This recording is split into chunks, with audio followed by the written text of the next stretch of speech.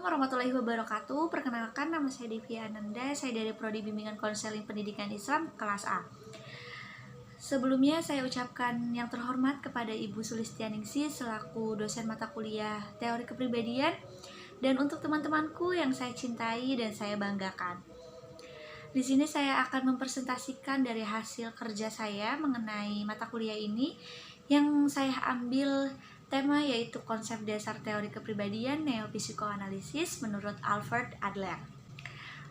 Oke, baik, sebelum saya memaparkan lebih lanjut, saya akan memaparkan terlebih dahulu mengenai pendahuluan bahwasanya sebagai makhluk yang individualitas, manusia adalah makhluk yang dapat dididik dan juga manusia yang dapat mendidik. Maksudnya, selain manusia itu dapat mendidik seseorang, manusia juga bisa dapat dididik oleh seseorang. Kurang lebih seperti itu. Selain itu, manusia tersebut juga menjadikan dirinya itu sebagai makhluk yang paling dimuliakan dengan dibekali satu naluri, sehingga menjadikan manusia itu sebagai pendidik yang kodrati berupa kebutuhannya untuk bisa melindungi, mengasuh, mendidik anak-anak dan bahkan lingkungan sekitarnya. Manusia juga merupakan makhluk pribadi dan makhluk sosial yang harus sering-sering berinteraksi dengan lingkungan sekitarnya. Oke, baik. Sebelum saya lanjut ke pembahasan yang selanjutnya, di sini juga saya akan lebih dahulu memberikan salah satu pembahasan mengenai background atau latar belakang atau biografi dari tokoh yang saya ambil, yaitu Alfred Adler. Alfred Adler ini salah satu tokoh yang mencetuskan teori mengenai teori kepribadian. Beliau itu dilahirkan di salah satu desa, yaitu desa Rudolfsheim di kota Wina.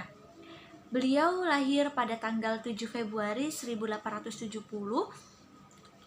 Pada saat kecil, ia itu sudah bertentangan dengan sebuah persaingan yang membuat dirinya itu tidak nyaman. Persaingan itu antara penyakit yang ia derita dengan saudara-saudaranya.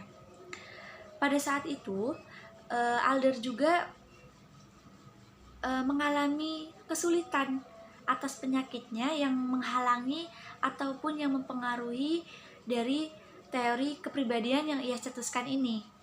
Singkat cerita, saat itu Adler lulus pada jenjang sekolah menengah, kemudian ia mendaftar di salah satu sekolah kedokteran. Adler juga pada saat itu menjabat sebagai presiden dari VERJ, yaitu Vienna Psychoanalysis Society.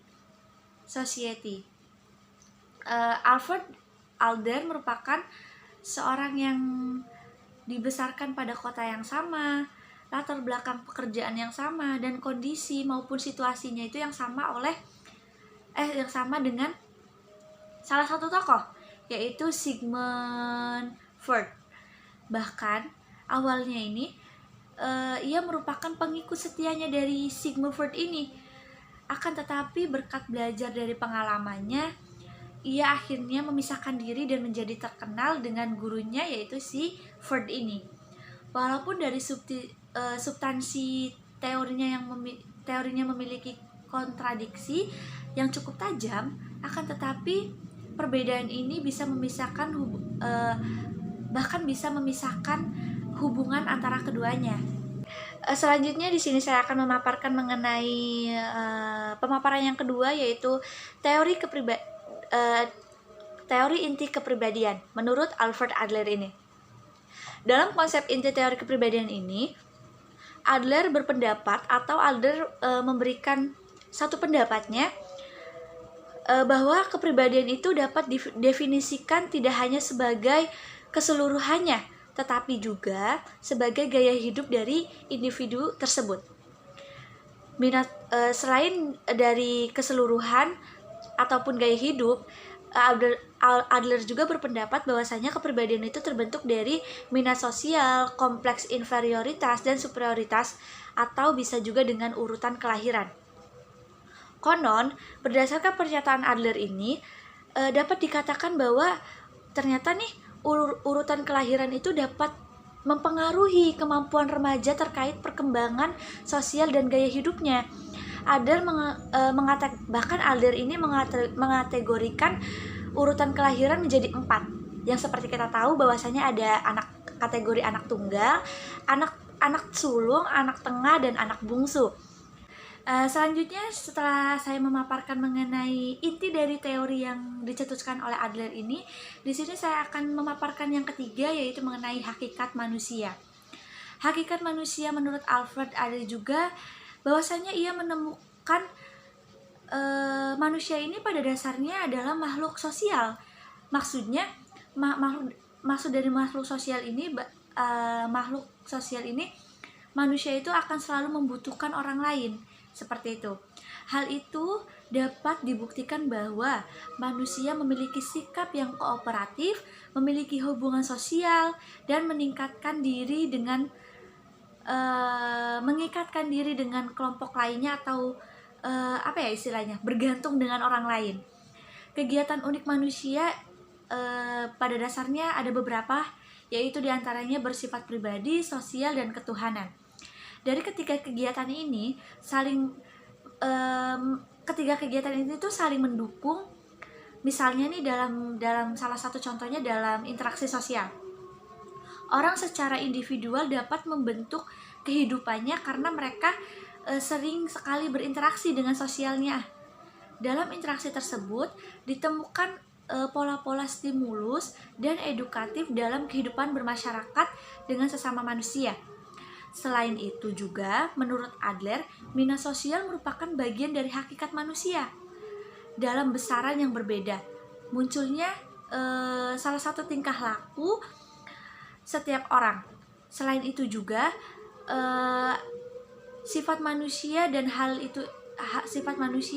hal itu terwujud dalam tindakan setiap individu. Kepedulian sosial itu juga membuat individu berjuang untuk keunggulan dengan cara yang sehat dan tidak kehilangan diri mereka sendiri. Maksudnya, tingkat sosial ataupun tindakan setiap individu ini semakin membuat individu ini semakin berjuang untuk bisa mendapatkan keunggulan dengan cara yang sehat. Seperti itu kurang lebih. Oke, baik. Setelah saya memaparkan mengenai hakikat, yang pastinya kepribadian juga akan terbentuk oleh beberapa faktor. Faktor itu ada 5 faktor, teman-teman. Ada 5 faktor yang dapat membentuk kepribadian. Yang pertama itu kesadaran dan ketidaksadaran. Kedua itu perjuangan menjadi sukses atau ke arah yang lebih unggul.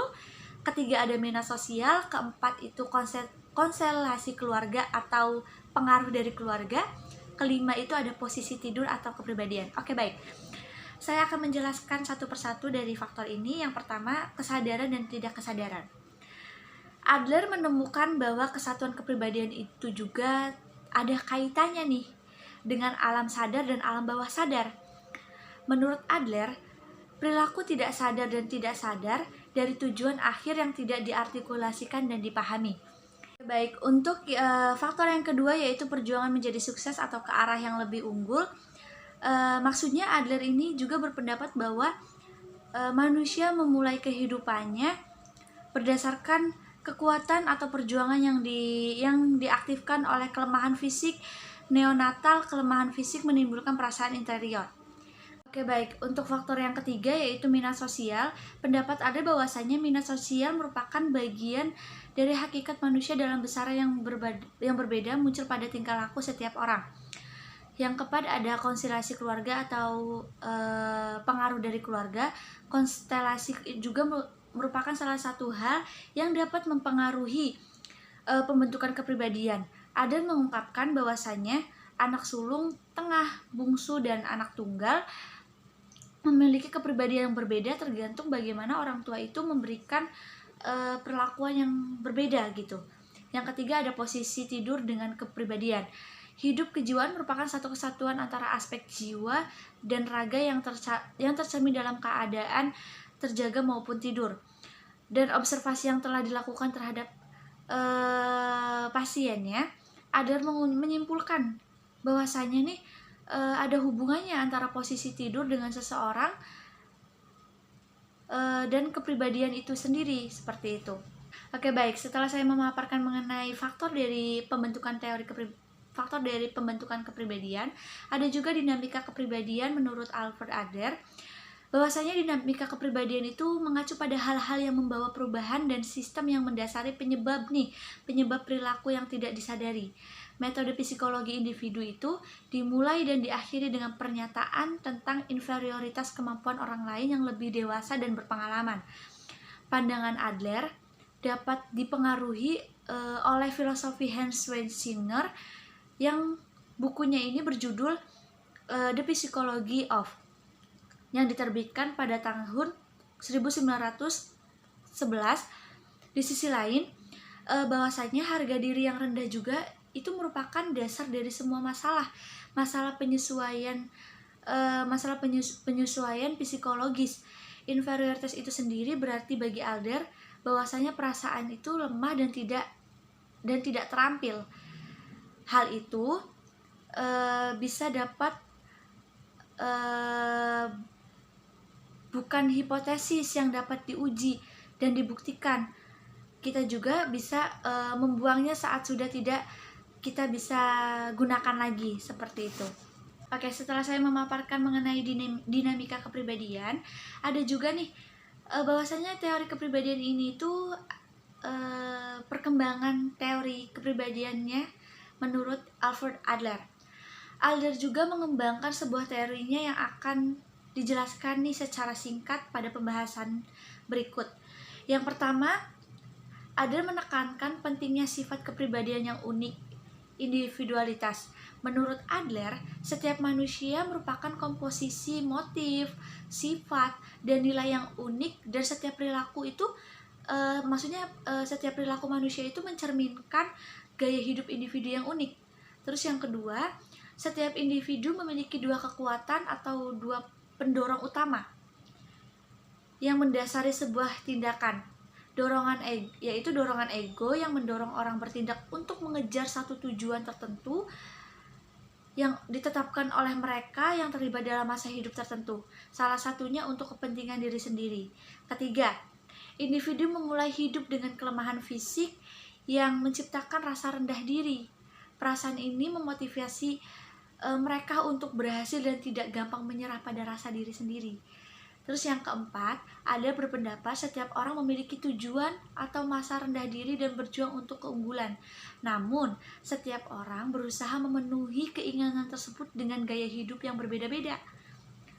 Adler menjelaskan bahwa gaya hidup adalah cara yang unik untuk setiap individu bisa mencapai satu tujuan tertentu yang telah ia rancang atau yang telah ia tetapkan dalam kehidupan tertentu di mana yang sudah mereka tetapkan. Seperti itu. Oke, baik, setelah saya membahas mengenai perkembangan kepribadian, ada juga nih implikasi terhadap bimbingan dan konseling. Implikasi dari pandangan ini menyatakan bahwa ada satu klien yang harus bisa dilihat sebagai bagian dari integral dari sistem sosial. Penjelasan dari psikologi individu didasarkan oleh keyakinan inti bahwasanya kebahagiaan dan kesuksesan itu umumnya terkait dengan ikatan sosial. Sebagai makhluk sosial, manusia juga memiliki kebutuhan yang akan berguna dalam masyarakat. Di sisi lain, manusia juga selalu melekat dalam masyarakat dan tidak dapat dipahami dari konteks sosialnya. Manusia memiliki keinginan yang sangat kuat nih untuk bisa mengidentifikasi diri dengan beberapa orang. Untuk itu pendapat Adler ini sehingga dapat disimpulkan sehingga demikian seseorang itu akan mampu bisa bertindak berani dalam menghadapi semua persoalan hidupnya. Setelah saya memaparkan beberapa materi yang sudah saya paparkan sebelumnya, di sini saya akan menyimpulkan nih dari hasil yang saya sudah paparkan.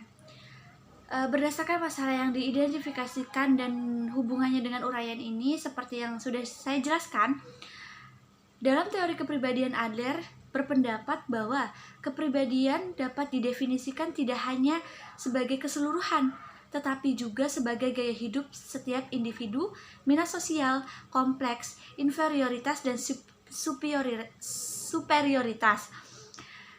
atau juga dengan urutan kelahiran. Kehidupan seseorang meliputi beberapa aspek, yaitu diantaranya ada aspek emosional, sosial, psikologis, sosiokultural, dan kemampuan intelektual yang terintegrasi penuh dengan faktor lingkungan hidupnya. Aspek berbahasa, perbedaan kemampuan motorik, perbedaan latar belakang, dan bahkan perbedaan bakat dan perbedaan motivasi belajar. Oke, baik, mungkin saya cukupkan atas presentasi saya kali ini. Sebelumnya saya ucapkan mohon maaf apabila penjelasan atau pemaparan yang saya jelaskan belum bisa dapat dipahami, dan saya juga berharap semoga apa yang saya sampaikan bisa dapat tersampaikan dengan baik kepada dosen saya dan mungkin teman-teman saya. Sekali lagi saya ucapkan terima kasih sebanyak-banyaknya.